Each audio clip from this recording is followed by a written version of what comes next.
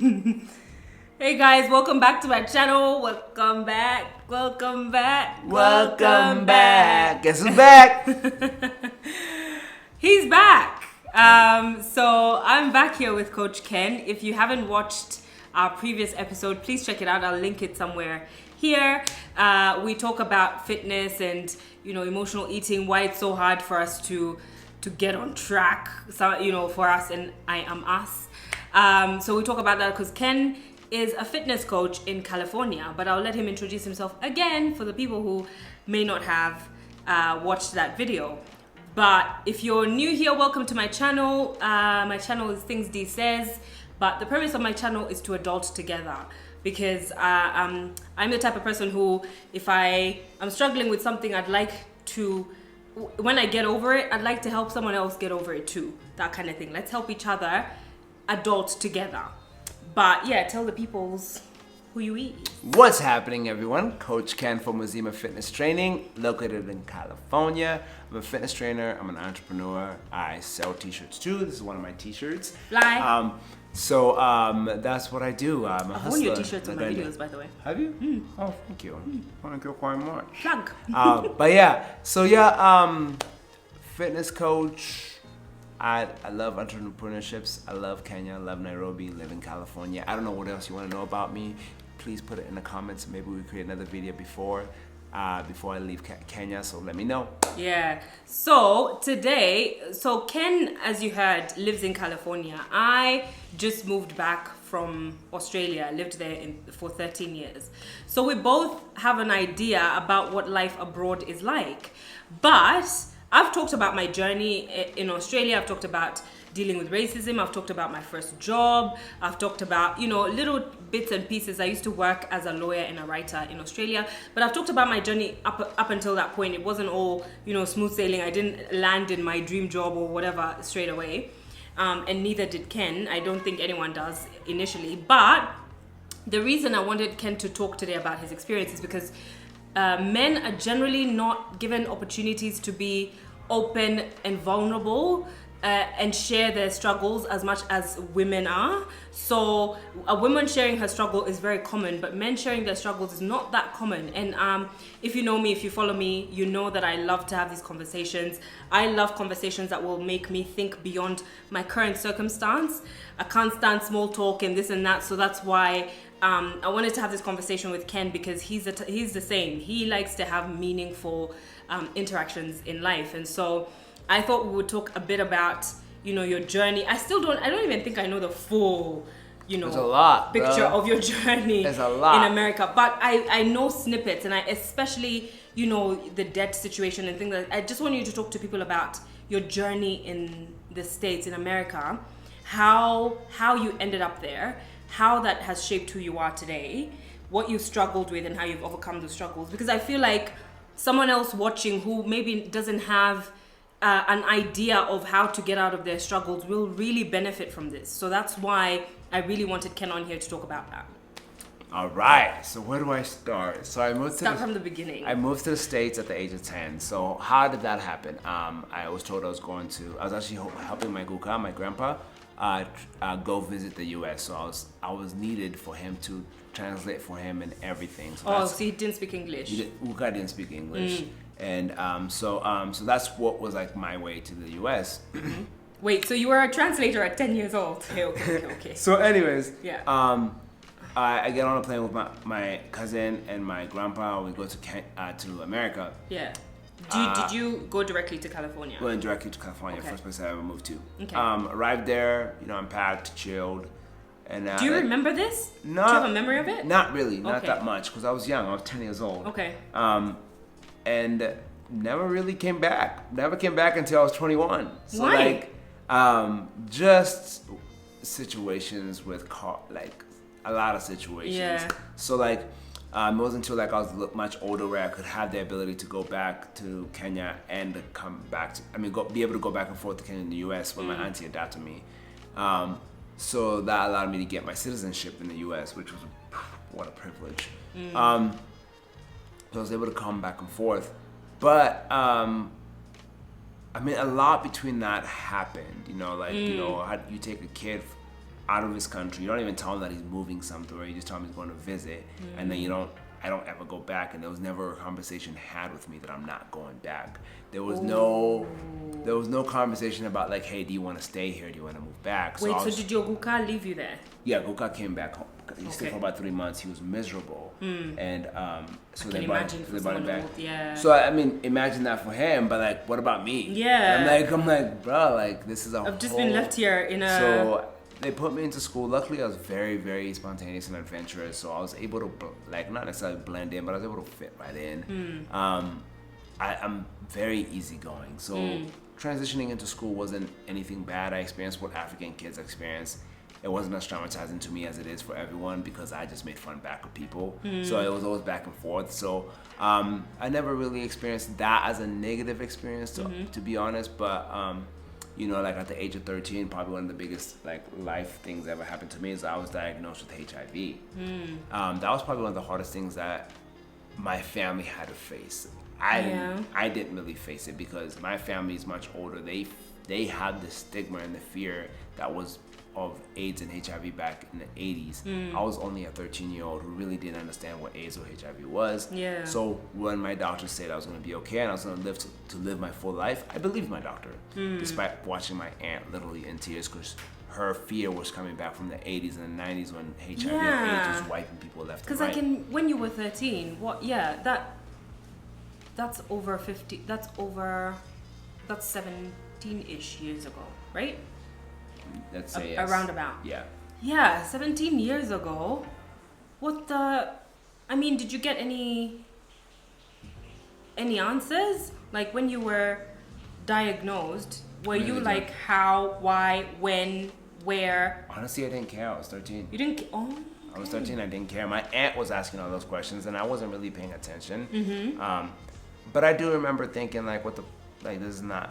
Like, as I got older, I remember saying, like, this is not fair. Like, why did I get this? I remember being mad at, like, God. And I remember it was at a time my cousin told me, my cousin Godot told me, he said, I looked at the whole family and said, guys, don't worry, I'll be fine. You said that at 13? Yeah, and I said it with such certainty that it actually it relaxed them a little bit. Yeah. And I don't remember saying that, but he told me I said that. But, like, here's the genuine thing. I've always believed this, I would say I've always believed it. I've never really said it out loud, but if I die today, I die today. It's just, it was my time. Like, there was nothing I could do about it. And I've always said this, you're beyond your years. So even at 13, I can see how you were beyond your years. I guess you could say that. Yeah. So, I mean, I genuinely knew I was going to be okay. And, but I mean, I did go through a phase where I was like, that's not fair. Like, what? I didn't sign up for this. Why because that's now 13. That's the second major trauma. Because at 10, you've been left in a strange land, like Brody in Homeland. And then... That's like my second trauma, because my first one was going to boarding school in Russia Boys. That was trash. I was traumatic. Boarding school, oh God. At the age of like 8, my mom was like, it's because you were hard-headed. And I'm like, whoa. Boarding school? So that was trash. But I have my own stories of my 2 seconds in boarding school. But anyway, okay, so then this bomb has been dropped on you. You're 13. And then? So I move on. I built a lot of insecurities. You know, these insecurities, like, I still battle with to this day. Like, you know, I felt like I got abandonment issues big time because I felt like my mom disowned me. I made up a bunch of stories, and you're always gonna hear me use the word made up because it's not true. My mom didn't abandon me; she gave me a great life, and you know, you were also gonna hear me. That's a beautiful way to put it, because you at that point you're angry because you think she's abandoned you. Yeah. But another story that's equally true is that she chose a path that is probably very hard for her as a mother, but that she knew would probably give you a better life than she could. Exactly. And that wasn't the case though. As I came back to Kenya and talked to my mom got denied a visa 4 times. So like, which you had no idea about. I had no idea about. So like, that also helped me kind of have a better understanding. But that doesn't erase the fact that I felt abandoned. Yeah. Right? So I really did feel abandoned, and that part was very. That abandonment was very hard, because when I found out I was HIV positive, I was like, am I ever going to find love? Because like, you know, I have this icky disease that And the no stigma. one wants, and no one wants to deal with it. And you know, like that's a story I made up once again. I always go back to that story I made up is I'm an icky, disgusting person that no one wants to be with. And that's kind of like what, and you know, it was sad. It was sad, and I acted in accordance, you know, and it's not a great way of showing up in life, which means I didn't really give my best effort to anything I did. Because I was like, why? You know, like life is not fair. Why? Yeah. And it's kind of like I look back at it now and I say this. I wasn't going through it thinking it. You know, I was only a teen at the time. Yeah. You're a baby. You're a child. Yeah. So one thing I've always had going for me is I was hard-headed. I was very hard-headed. I didn't like when people told me what to do. If you told me to do this, I'll do the opposite. So when I was asked to do nursing, which was what most immigrants do when they arrive, is go in some kind of medical field, law, engineering, or something that had a consistent income. And I said, no, I don't want to do it. So I remember I chose fitness training, which is not really a hit with African parents. But my family didn't really discourage me, but they also didn't really encourage it. And I kind of just, you know, decided to say, I'm going to create the life that I want to live. Yeah. And you talked about like what made it easier for me. No, but what made you, so it's very easy to get stuck in that story, like you said, right? The made up story of abandonment, of now I have this diagnosis that I don't even know what to do with. So how did you get from that point to not only accepting it, but thriving despite it? It was a choice. But how did you, how at that young age did you know to make that choice? Where did you get the resources? At that age, I wasn't doing that. Okay. I was just going through the motions. Like I said, I wasn't really giving my best to life. I was acting as if I'm half of who I am. And that's how I approach life. So it's not necessarily... so you had a few years of this downward trajectory until... What made you snap? What made you... It was books. Books is what helped me. I read books and the hunger to be successful. I wanted to be successful. And here's the thing, guys. Your insecurities can drive you to amazing paths. Like my insecurity was like, if I make money, girls will want me. If I have this, if I had a rockin' hot body, girls will want me. Go, guess what? That built me a business. Guess what? That built me the hunger to build a successful business. Now help me buy my mom a house, you know, and be able to do things for my mom and do things for myself that I can. It's okay to have insecurities. Don't try to change your materialistic goals. I'm against that. Like, because you have somebody who's a multi-millionaire telling you, don't set goals based on money when they set goals based on money, and they're reaping the benefits. Yeah, so like it's like and listen, they are saying good parts, and you should listen to the whole thing. But also remember to think for yourself, because like for me, like my materialistic goals of what's driven me to become so successful. Yeah. Like I would say, like I would consider myself very successful in my own terms, right? Yeah. Like it's not like I'm not balling or anything, but I mean, I'm blessed. I am so blessed, and I think to me that's successful. And I think even beyond that, it's being able to acknowledge that you're successful, and that to me is like the definition for success.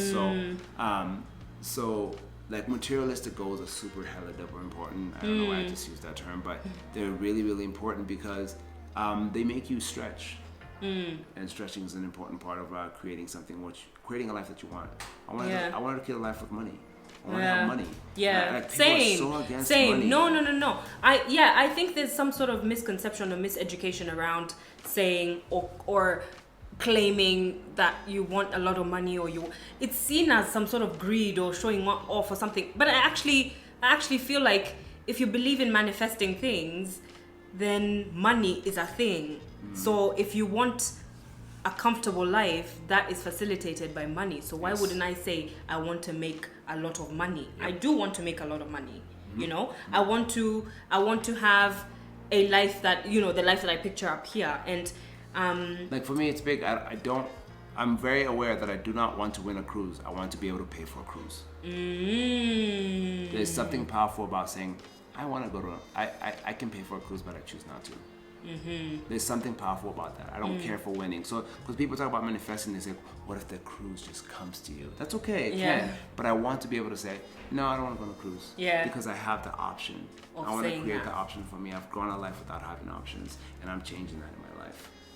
Wow, okay. So do you find that, I'll speak specifically in the African culture, the Kenyan African culture, right? You're very vocal and open and vulnerable in public. Do you find a lot of guys are like, Ken, whoa, you know, are men, and when I say guys, I mean men, are men receptive to it? Are they, what comments do you get? Because I can imagine from maybe the older generation's perspective, they would look at you and think, oh, you're sharing too much. So I've done a lot of personal development, which allows, and a lot of like coaching techniques. So I've learned how to spoon feed people.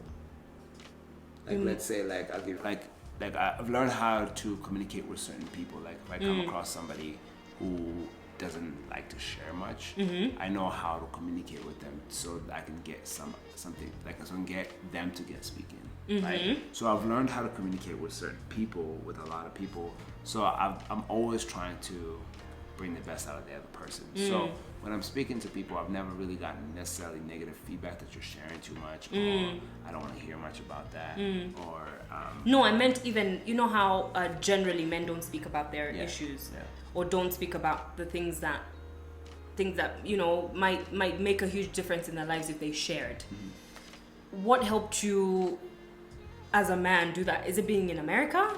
Is it what helped you as a man be able to share your journey, be able to share your weaknesses, your strengths, your this, your that, just to be vocal in public? Two main reasons, like you already pointed out one of them. Being in America teaches you to be vocal, so that's important. And actually 3 reasons. The second reason is I knew because I was reading books, so people shared their stories, so I knew if people's stories help me, then my story can help somebody else. So just giving back. And then number 3 was I was raised by all women. Oh. I've never had a male figure until I was like my freshman year of high school. What's fresh? We don't know those languages. That's Form 1. Okay. That's when I first had a male figure in my life, but even him, I didn't really welcome him into my life, to be honest. So with that being said, I was raised by women. So you learned how to talk and express your feelings. Women, yeah. And then as I got older, I learned how to be intentional about sharing and how not just to speak. Yeah. Yeah. So I'll leave Coach Ken's details down below in the description box. So Coach Ken is, like I said before, is a coach. He's a fitness coach, and wanting to work towards being a life coach, right?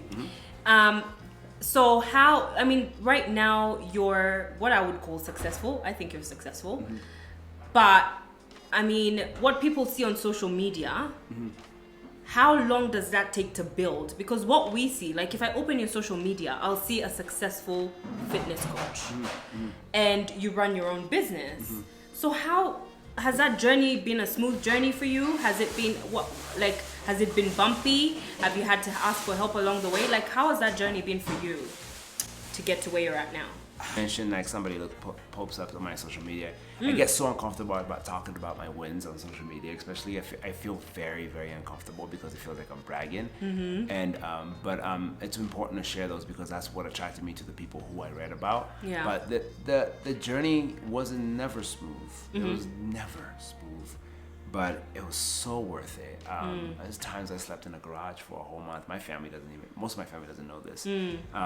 But more importantly, I was blessed to the aspects where I learned asking for help was so important. So I've never failed to ask for help. I've always asked for help, always. If I lack something, I always ask for help. I'm very bad at that. I've always hired coaches. I've always hired therapists. I've always hired trainers. Even I'm a personal trainer and I have trainers. I'm constantly developing myself. I'm constantly in the mindset of I know nothing.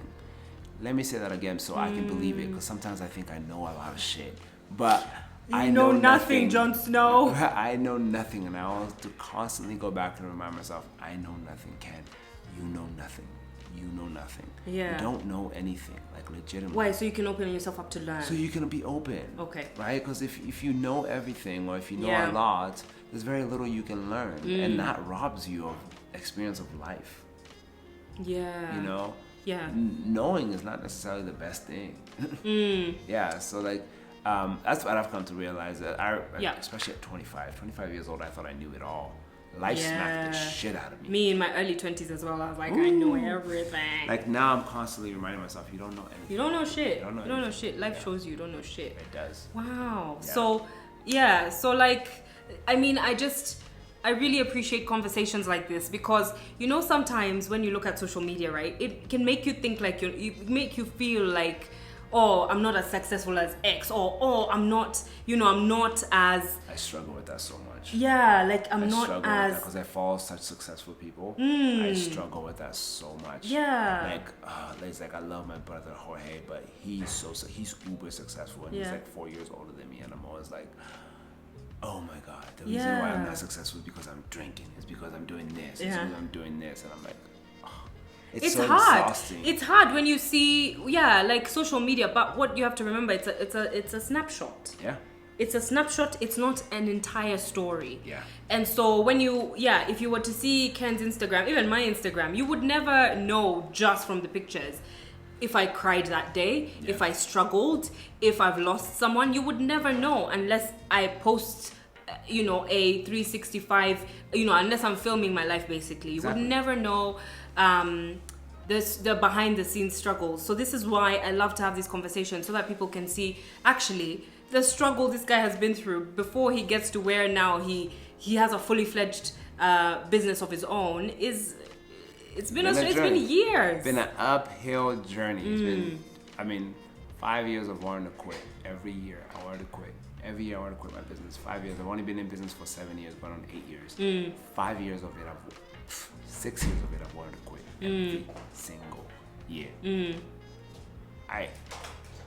I'm so glad I didn't quit. And it was my clients who got me through, because I knew I had to stick around for them. Yeah. And I also didn't want to be a quitter. Yeah. Like I always told myself, you can quit when you're at the top. Quit when you've reached your goal. Look at you. I always tell everyone, once you're rich, if you have the money that you want in your account, then quit. But don't quit because you don't have money.